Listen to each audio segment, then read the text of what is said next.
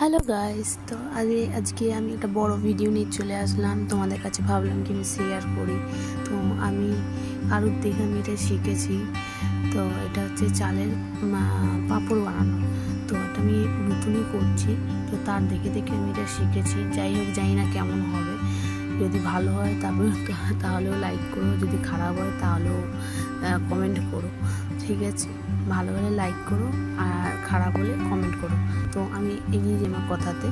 তো আমি আমার একটু দেরি হয়ে গেল। আমি আমার গোবিন্দভোগ চালটাকে প্রথমে এরকম বেটে নিলাম। অবশ্যই রাত্রিবেলা ভিজিয়ে রাখতে হবে যেইটুকুই চাল আপনি পাঁপড় করতে চাইছেন। তারপরে এই ব্যাটারটার মধ্যে আপনি এরকম নুন দেবেন, কালো জিরে দেবেন, সাদা জিরে দেবেন, ইভেন আপনার যেটা ইচ্ছা মৌরিও দিতে পারেন, জোয়ানও দিতে পারেন, যেটা আপনার ইচ্ছা হয় বা যেটা আপনার পছন্দ হয় সেটা দিতে পারেন আমি এটা একটু কমেই অল্পতে আমি চেষ্টা করছি যে করার, জানি না কেমন হবে।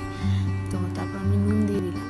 নুন দিয়ে এবার আমি যেটাতে আমি পাঁপড়গুলো আমি ফেলবো, মানে তৈরি করবো, সেই থালাটাকে আমি এরকম তেল দিয়ে গ্রিস করে দিলাম এবং আলাদা একটা ওভেনে আমি আগে থেকেই জল গরম বসিয়ে দিয়েছিলাম। তো এইভাবে আমি গরম জলে হাঁড়ির মধ্যে আমি এই পাত্রটার মধ্যে এখন আমি এই ব্যাটারটা দেব, ঠিক আছে?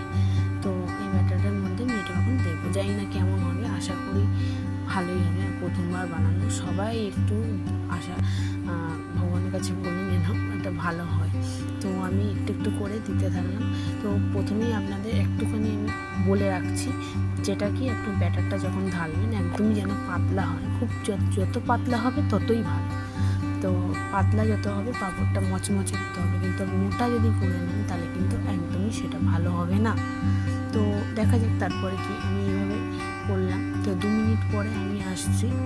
তো তারপরে এইভাবে যখন আমি জলটা গরম করে এখন বসিয়েছি, ঠিক এরকম আসবে। কিন্তু আমি এখানে ছুরি দিয়ে তোলার চেষ্টা করছিলাম।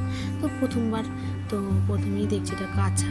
তো আমি আবার সেটাকে একটা থালা দিয়ে চাপা দিলাম। দেখুন এইভাবে 2 মিনিট পর এভাবে একটা করে নামালাম।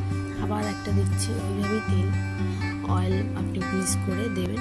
ঠিক একই রকম পদ্ধতিতে আপনি চাপাও দিয়ে দেবেন। চাপা দিয়ে এবার আপনি 2 মিনিট পরে আবার খুলে আবার একটা পাত্রতে নিয়ে নেবেন। এইভাবেই কয়েকটা যতটা ব্যাটার আছে সব কটাই আপনি বানিয়ে নেবেন এবং থালাতে এইভাবে সাজিয়ে নেবেন। দেখুন আমার এই প্রথমবার, তাই না এরকম হয়েছে, কিন্তু আমার এক্সপিরিয়েন্স খুব একটা খারাপ হয়নি। কিন্তু যাই হোক, আপনাদের কাছে আপনারা যেভাবে বানাবেন। এই দেখুন আমি বানিয়েছি, এটাকে রোদে শুকিয়েছি, তারপরে এটা দুর্দান্ত খেতে হয়েছে। আপনি যত শুকাবেন 4 থেকে 5 দিন, তো আপনার তত মজমজাবে। কিন্তু সাবস্ক্রাইব অবশ্যই করবেন। তো আমি বলে দিলাম, যদি ভালো লাগে কমেন্ট করবেন আর লাইক সাবস্ক্রাইব করে দেবেন। Thank you.